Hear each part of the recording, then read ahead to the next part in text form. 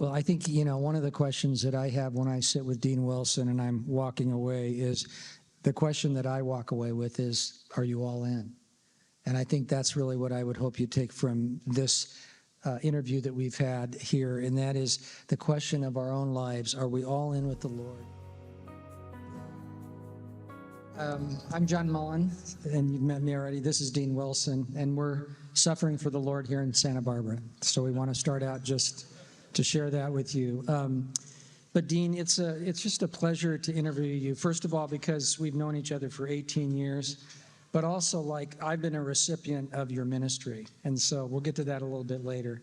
But before we get there, and we want to find out more, what you do, but tell the folks a little bit about who you are, your background, your family history. Yeah, I would. And I'm a Southern California, born and raised, born in Pasadena, and grew up in Orange County. And I'm the son of a pastor who's sitting back there, and grandson of a pastor. And so, we had a wonderful family life and church life in Southern California.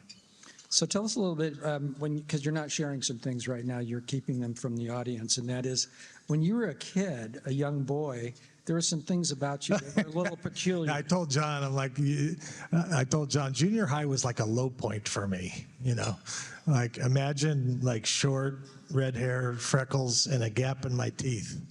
And then my mom convinces me to run for office in junior high. And I'm in Southern California, big junior high. These kids have facial hair. They're driving to school. And I get up on stage, I'm running for student body office, and they convinced me to make my slogan, "Good things come in small packages." So that was, and I won, yeah. Junior high was a low point, but it's kind of gotten better from there. Yeah. Thanks for asking. I think I shared with you, I went to school here in Santa Barbara, and I ran for president in 6th grade against Bruce Ravenscroft. I'm not bitter about it. But anyway, I lost. And so later on, I told my kids I formed my own company and named myself president. So there are some ways to get around that leadership issue. So tell us, how did you get involved in supportive housing? Yeah, so we lived in Brea, Southern California, and my grandfather came from Ireland, ended up in Riverside, California. My grandfather was a pioneer. He was a visionary. He was a traveling evangelist. Yeah, there he is. That's my grandfather in the middle. No, I was going to say that, that's a picture of a leader, a pioneer, a visionary, and then Ronald Reagan's also in the picture. Yeah. That's my grandfather on the left, and he had this vision in the 50s and 60s, and of course Ronald Reagan was governor of California, and he had this vision to do a supportive retirement home. There was no such thing as the retirement homes as we know them today, and so my grandfather worked at California Baptist University in public relations. He sees this 10 or 11 acre plot of land next to the university, and he found out who owned it, which was Mrs. Miller, who's the owner of the Mission Inn down there, very wealthy family. He went and told her about his vision to build a retirement village. And then he got some money from Richard Nixon's mother. I don't know how he did all this. He was a visionary. He didn't have the money himself, but he had vision. And so he ended up getting it built, 214 units on 10 acres in Riverside. So we would grow up going there all the time. And my mom and dad who were sitting back there, there was a restaurant in the village. My mom and dad, my dad was a busboy and my mom was a waitress. That's how they met. So he builds 214 units. And just so picture this, there's 214 units. It's all low-income senior citizens. He builds a restaurant. There's a beauty salon. There's a library. There's a band of little old ladies that I'll never forget. There's events and activities. And then there's speakers in every unit. And he would do a devotion every morning. And that would go, you had to turn him off if you wanted him out. So he was coming into your apartment every morning with a devotion. So I grew up going there, and we drove around in the golf cart. He'd drive me around in the golf cart. Everybody loved Reverend Turner. He was a one-of-a-kind guy and a pioneer. So I think I had it in my system early, like, wow, how you can serve people and love people through housing. And this was all low-income seniors. They stayed till they died. Nobody left because there was no place like this. And he's got presidents visiting, and he went and met with Dwight Eisenhower in Palm Springs to tell him about it. I found a letter in his desk from the representative of the Queen of England, like saying, I can't come to the United States unless I'm invited by the head of state. So it was like a denial letter from the Queen of England. So he was a promoter, and he was an amazing guy. And so I grew up with that influence and realizing the power of what you can do with housing. That's powerful. That's great. So let's see, while this is all going on down there, you're growing up and you head off to college. So tell us what happened in college and how did that impact your future endeavors? Yeah, so I went to Westmont College here in Santa Barbara. It's in Montecito, small Christian college. Had a really good experience there. Met my wife, and we got married. Actually, in the middle point of our senior year, and we're still married. And so I didn't really know what I was going to do. I wasn't thinking about the foundation that my grandfather started at that time. But I had an elder in my dad's church. My dad was a Presbyterian pastor for 40 years, and an elder worked at Dean Witter, the investment firm. And so he invited me in every summer during college to come and intern. So I did that, and I learned a little bit about the financial services business. And so I ended up, after college, joining Dean Witter and joining that guy as a partner and learning about that business. And so I did that for a while. So also, tell them a little bit more, because I think you were there for about 8 years, not with Dean Witter, but you were in the finance field for about 8 years. And my understanding is you were moving towards the potential of an 8-figure salary. So that's in front of you, and you still have your grandfather, and you have this background, with this ministry. So what was happening right then for you, and what was drawing you either direction? Well, yeah. So I was having good success, and I think anybody could, because I was right next to the Silicon Valley in 1996, and I was partnering with a guy who was connected to the corporate services group at Morgan Stanley, which had bought Dean Witter. So Morgan Stanley had all the IPOs. So there was so much money coming into the market, and it was the boom, 96, 97. And so that's when I came in. So you could throw darts and be a hero, but I was just dealing with Indian engineers, a lot of them that were sudden millionaires when the IPO came, and I was doing asset allocation models, and I was liking it, and I was having success. They invited me to go into a management training program in New York City, which my wife and I went back there. We were planning on doing this, and I was in the last interview. We're in the World Trade Center, and I was in the last interview, and on the elevator on the way down, it was like the Holy Spirit said no. And so I came down to the bottom of the interview, or bottom of the elevator, and I called Susan, who was looking at apartments and very excited about moving to New York City, and said, I don't think this is right. So we didn't do that, and I don't know what would have happened, but I would have been in the World Trade Center on 9/11 had I done that. So I don't know, that was an interesting little detour in my life. But I enjoyed the financial services business, but it was, obviously it's all about money, and I was following the foundation as I was in that, and my dad kept asking me, like, what are we going to do with your grandfather's foundation? And so I got increasingly interested. And so at one point I just said, I think I want to go and do this housing work, because we can change so many lives. But I was in a contract. I had been recruited by Prudential halfway through my 8 years in the brokerage business, and they gave me a lot of money, and so I was under contract and locked up, and so I was stuck. But I got clarity, and I walked into my boss's office. The guy who recruited me, he's a believer named Evan Collins. He lived in Montecito until he passed away 6 months ago. And I walked in, I said, Evan, I think the Lord wants me to do something else, but I'm stuck. He just blessed me, and I don't know how he did it to this day, and now I'll never find out, because Evan's gone. He just made the whole problem go away. I didn't sign a piece of paper. I don't know what happened, but Evan made the contract go away, and I was free. And so I joined the foundation full time and started to pray and dream about what we could do with this housing model. Yeah, so you moved from profit to nonprofit, and I think I've told you my story. That is, how many of you were part of the 2008 downturn in real estate? Anyone here? Yeah. So I was building 100 homes a year, and that was the year when I became an expert on taking for-profits to nonprofits. So I moved into the nonprofit field. So you know what I think is interesting is looking at the three generations, because I think Scripture will talk about that as well. You know, the God of Abraham, Isaac, and Jacob, and the multi-generational aspect of that, and that must be really powerful, especially spending time as a young boy with your grandfather. But what was that like? Because you're kind of the Jacob in that group, and how did that work out for you as you became executive director? Yeah, it's such an honor, and I'm grateful for our heritage. I'm grateful for my grandfather, and I want to honor my dad today, because for 32 years my dad ran this foundation while being a senior pastor in Presbyterian Church, and my mom as well, who has served for decades with the foundation. So I honor you both and love you. I think there's something also powerful about being involved in Jesus' work, kingdom work, that it does pass on, and your kids are watching, my kids are watching, I was watching.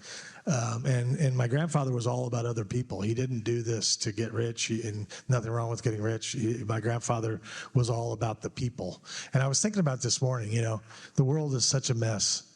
And I was thinking, I was asking the Lord, why is the world such a mess? And the thought came to me, because it's passing away. Everything on earth that we see is passing away except people. The only thing that never dies is people. My Ford F-150 out there is passing away. It's dying. The world's passing away, and it's a mess, and it could get messier, and we don't know. But the one thing that's never going to die is people. We go on forever. And my grandfather understood that. And every single one of these senior citizens, he knew their name. He knew and I think I loved that. And so we can talk about what happened next. So soon thereafter, the Riverside apartment complex was sold, and then those funds brought up to Santa Barbara to invest in the Village apartments. And so you began managing that as executive director. Tell us that neighborhood. Yeah. Tell us what that experience was like for you. Yeah, so we ended up, long story, but we ended up just moving the foundation to Santa Barbara, and we sold the Riverside property to California Baptist University, where my grandfather once worked. My friend had a property here that was, a C grade, and so he said, why don't you buy it? And so the Lord gave us a vision. We bought it, 70 units, and it was just a start to figure out if this model would work, of not just senior citizens, but just low-income people. So there's a lot of kids. So I officed at this new complex for 3 years. So I was on the ground, and I had an eye-opening, heart-opening experience. I learned about methamphetamines. Why were people vacuuming at 2 a.m. and up for 3 days and then missing for 2, and their kids are wandering around the parking lot? Like back, today it's fentanyl. Back then it was methamphetamines. I was learning about gangs and drugs, and I was learning about the fatherlessness and the whole thing. I never knew that people, and certainly in Santa Barbara, you would never know that these kinds of neighborhoods and areas existed. But it broke my heart. I was becoming tenderized. And I was realizing that I said that there was a story behind every door. It's like a little sitcom going on behind every door. And in the C class, it's not always a very pretty one or hopeful one. It can be, there's a lot of despair, there's a lot of, it's already been said, but isolation, despair, depression, hopelessness, a lot of brokenness, a lot of broken families, addiction, mental illness. You find all of that in C-grade communities. But when I was when I was thinking about leaving the brokerage business, what the Lord gave me, I was at a cafe in Santiago, Chile. I'll never forget it. And the Lord gave me this you guys all know the Isaiah 58 passage where it says, it's like an if-then. If you, help the poor, if you help the oppressed, then your light will rise in the darkness and you'll shine like the noonday. And then it talks about, what we can do and who Jesus was interested in. And when I was reading the list, it was good news to the poor, bind up the brokenhearted, set the captives free, and don't forget the prisoners, and that whole passage. And I was going, all of these people are at C-grade apartment complexes. Like, if you want to find them, so if Jesus, if Jesus was flying into Santa Barbara Airport, I think his heart is for everyone, and he has this special interest in the poor, the brokenhearted, the captives, the prisoners. And so I was like, wow, what an amazing thing that, because everybody, like a lot of churches are going, well, how do we serve them? Where do we find them? And I'm like, well, rescues and shelters. But then if you're looking for a platform where you can find, orphans and people who are struggling, C-grade apartment complexes, is, somebody called it a fishing pond, but C-grade apartment complexes was where they were. So we called it the Village. I was there for 3 years. We saw crime go down by 95%. Occupancy went to 100% with a waiting list. We had very little problems. We planted flowers. We painted. We built a community center. We started tutoring in art and music and gardening and mentoring. And it's still going today after 17 years. And hundreds of kids have come through that community center. They've been tutored and mentored. We track grades with the local schools. The grades go up. School attendance goes up.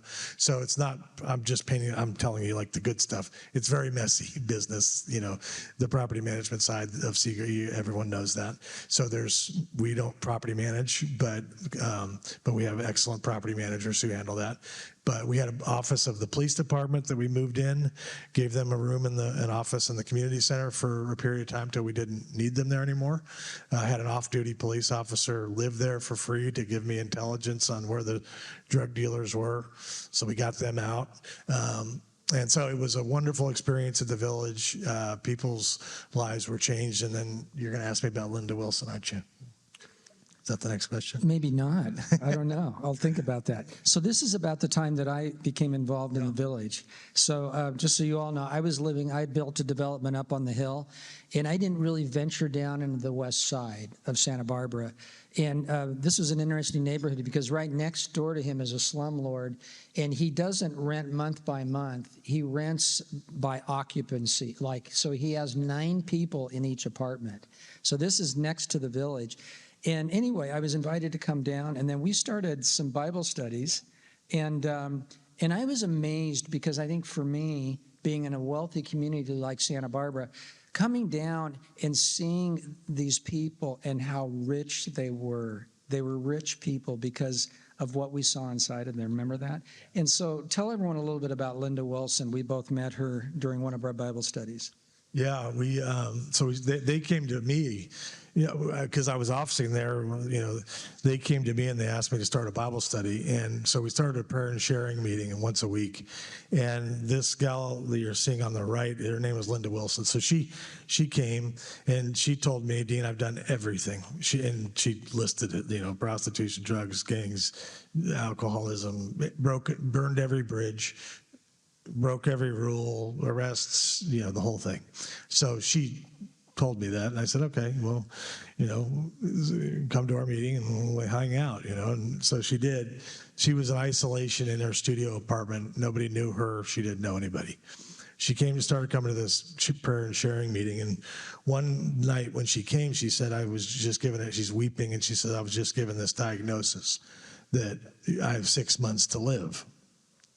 So we're all crying and we pray over her, and then she it was a wonderful night. And then she came back like a week later and she said, I'm ready to be baptized.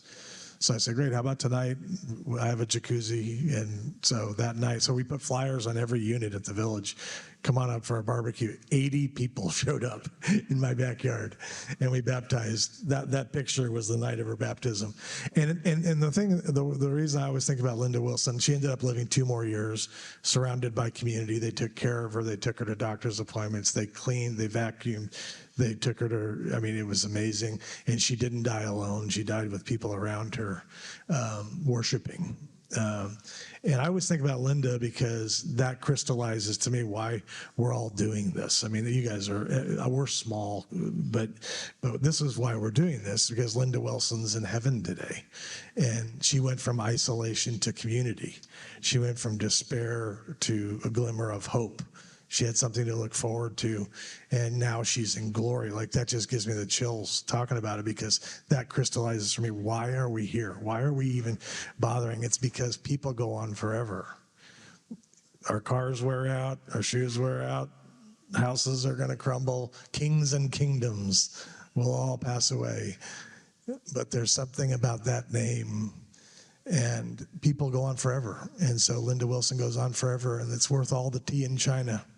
You know, if I do this work for 30 years and like we saved Linda, if that was it, that's fine. That's like a winner. And so I fell in love with this work, being on campus of a C-grade apartment complex, making friends, having them at our house. We've had groups for Christmas Eve. People are free. It's amazing. You put flyers out, Linda Wilson's baptism, put flyers out. Everybody says yes. Like, people don't have plans generally. Like, it was, you know, and like, I love that. You know, it's like when you have a banquet, it says in the scripture, you know, and everybody tells you no, you know, invite all. So we're having a gala with Jay Leno in 4 or 5 weeks. We've got, you know, some tables sold. I hope they all sell. If you want to buy one, let us know. But I'm like, if we end up with a few tables at the end of the day, that's going to be just great. I know exactly the people I'm going to bring in there, and they're all going to say yes. That's good. Yeah, sorry, John, I'm going on. No, it's okay. So you served as executive director at that time for 3 years, and you moved in 2008. And tell us a little bit, because this is more about your personal story. Yeah, so we went to Dallas for 10 years in 2000, beginning of 2009. My dad took back kind of leadership of the foundation. We moved our family. We had 5 kids under the age of 10, raised them in Dallas for 10 years. My life, I developed a very big problem with alcohol. It almost destroyed me. So I don't want to bore you with all the gory details, but it was like I never had a drink till I was 21. Mom, got that? Never had a drink when I was 21, but I made up for it. It was like a slow spiral. It was like a rope that was around me that was getting tighter and tighter until I was totally not me. It was affecting my marriage. And today, November 8th, 2010, I walked into a treatment center in Kerrville, Texas, by the Guadalupe River. And it was one of the hardest things I've ever had to do. I couldn't imagine a day without a drink, or 7. And it just changed me. It locked me up. I gave the devil a foothold. He was using it. I think in part because of all this amazing things I was experiencing, and I was on the really close to losing absolutely everything. So I had 51 days out of my home. And in that period of time, I didn't know if my marriage was going to be there when I got back. I had started a work down in Dallas called Behind Every Door, which was doing the exact same thing that the Turner Foundation does, except with for-profit investors. And we had built something in the year and a half that I'd lived there, and I thought that was gone. And I'd burned a lot of friendships. When you're drinking, there's a joke we say that, when do you know you're an alcoholic? 2 years after everybody else. And so you burn a lot. I burned some friendships, made some bad decisions, and I ended up in treatment. So I'm by myself in a cabin, 1-room cabin in South Texas, thinking that I just may have lost my family, 5 kids under the age of 10, my work, and I'd already lost a lot of friends, and burned a lot of bridges. So I was pretty bad shape. I had no possessions, so I had my Bible. and clothes and toiletries. They take everything else. And so I slept with my Bible, literally. I was clinging to my Bible. And then one night I was on the floor, face down, which I had done many times, and had a powerful encounter with the Holy Spirit and I encountered a mercy that I'd never experienced before. It was like a physical experience. I had it's hard to explain, but I had joy. I had peace. There was like this flood of warmth, and like I was okay. And it took like a major stripping for me to get to that place. But I got to the place where I was going to be okay if I walked out of there with nothing. Because my circumstances hadn't changed. And so it was a huge turning point in my life, major stripping, breaking. And then when I got out of there, my heart was like really tenderized for people that were broken. Because I'll tell you one thing that happened to me when I was in treatment. I went to the clothing closet to get a fresh t-shirt. And, that makes you want to like put clothing closets in apartment complexes when you've had that experience, when you're down. So I felt like I was like really at the bottom. And they say it's lonely at the top. It's also lonely at the bottom. The man that has money, everybody gravitates towards. The man who's like broke and has problems, people scatter. The phone's not ringing. You start to wonder about your cell service.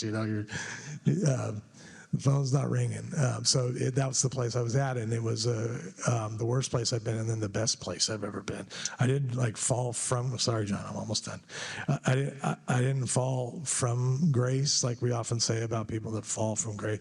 I fell into grace, and it was like an amazing experience. Just to close that out, A.W. Tozer once said, God cannot use a man greatly until he has been hurt deeply. And I think that's part of that awakening process for us, right? So you still had a heart for the poor and the broken. Yeah.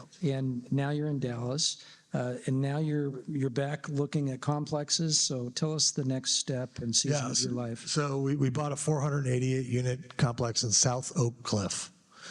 Rough area. Called Village Oaks. It used to be like 630 units, but they burned down like 5 of the buildings. So this was 488 units on 30 acres. The police didn't drive in there unless they had 2 cars and 4 officers. It was like a war zone. There was 21 Part 1 offenses a month. And it was just legions of fatherless boys. So we bought that complex, 488 units. We bought it for $9,000 a door. Which we can't get a kitchen counter here for $9,000 now, but we paid $9,000 a door, and we also invested in a second complex in East Dallas called Willow Pond that was 364 units. So we had like 800 units between these 2 complexes, South Oak Cliff and East Dallas. So I just had this vision to do what we were doing there. And so we set up community centers and we started working with the boys, the men. The first thing I did was I got on a golf cart, and we had an off-duty police that we hired. And I get on a golf cart like the first time I showed up, and the police guy looks at me and is like, "Where are you going?" I'm like, "I'm just going to drive around and talk to the people." I had brought catfish. There was a food desert, so there's no groceries. But there was a Chevron station down the street that had catfish, chicken strips, and so I loaded up, took all their chicken strips, all their catfish, and all the bottled water, put it in a golf cart, and I'm about to drive around to say hi to everybody. And this police officer is looking at me like, "You are out of your mind." And I'm like, "Why?" And I said, "Well, I think God's going to protect me." And he said, "Well, I think he may have sent me to do it." So he literally gets on the back of the golf cart. So I've got a uniformed, armed police officer, and I'm driving around. And I would drive unit to unit. The people just sitting out. And first lady, I'll never forget, I drove up. I said, can I, we're the new owners here. I don't exactly fit in, but I said, "We're the new owners here. Can I hear your story? Would you tell me your story?" I learned so many stories. I started to write them down. This is a group we start. See if you can find me. this is a group we started on Friday mornings at 10 o'clock called Real Men. We were talking about Jesus. A lot of F-bombs in the room, but we were talking about Jesus and what does it mean to be a real man. Powerful things happened every Friday morning at 10 o'clock. They called me white chocolate. And I still get Facebook messages. White chocolate, what's happening? You know, these guys. And then we started a thing called Sons of a Loving Father. What I realized about these two properties were legions of fatherless boys, orphans. And they, you know, I asked them the first time I met with some of these younger guys, I said, tell me about where's your dad? And either prison, no idea, but the nuclear family completely destroyed. And so I said, well, I'm going to start something. I'm going to start something called Sons of a Loving Father. So I made hats and T-shirts. This became like a gang, and what I did was I had a stack of dollar bills, and if one of the kids would come up to me and say, Mr. Dean, I'm a son of a loving father, I'd give him $1. Well, this became like big business for these kids. They'd see me, they'd come running, Mr. Dean, I'm a son of a loving father. And we were trying, and the whole staff was doing this, and we were trying to plant the seed. You have a father. You may not have one on earth, you have a father, and he loves you. And so just things like that, it became such a wonderful, fun thing. And Village Oaks and Willapalm, we saw the same thing happen. You all know this because everybody else has been talking about it, what it does to occupancy and turnover and all that. The same thing happened, and it was a wonderful thing. So anyway, and these boys got to meet a very special person. Tell us about where you were living and how that happened. Oh yeah. So when we moved to Dallas, my friend, we didn't know where we were going to live, and so my friend says, "Hey Dean, you know, President Bush was just leaving office," and my friend says, "Dean, I found out there's a house for lease in the cul-de-sac with the President Bush where they're moving. I found out where they're moving." And I'm like, okay, well, we probably can't afford it. But I called. I get to this real estate agent. We offered him half what they were asking for in a lease. She said, and she was Allie Beth Allman. She's like a real estate legend down there. And she says, Mr. Wilson, are you a Republican? I'm like, sure, yes. And she said, okay, we got a deal. So we moved in next to the president. And I'm like, you know, he moved in and we moved in 2 weeks later. And I'm like, so from our kids, it was like a civics lesson. And then I'm like, how are we going to like leverage this for like what we're trying to do? So the kids would come over to our house all the time from the properties. The boys would sleep over, and then one time we had a Christmas party, and I invited him to come, and I didn't tell anyone. No one even knew that he lived there, and then he just walked in the door, and it was like this amazing thing. But I want to say one more thing about just that, because that reminds me, like one of the things I learned about this, and a lot of you with your visions are doing events and activities. I really think events and activities and potlucks and parties are a great idea. And what I learned was it's because it's not just about the event or the activity or the potluck. It's about having something to look forward to. When we have a Christmas party, we would announce it 6 months before the party, because these folks, a lot of times, hope, Dallas Willard defines hope as the joyful expectation of good. When you're in a lot of poverty, despair, made bad choices, self-inflicted, whatever it might be, hope is one thing that goes out the window oftentimes because there's nothing to look forward to.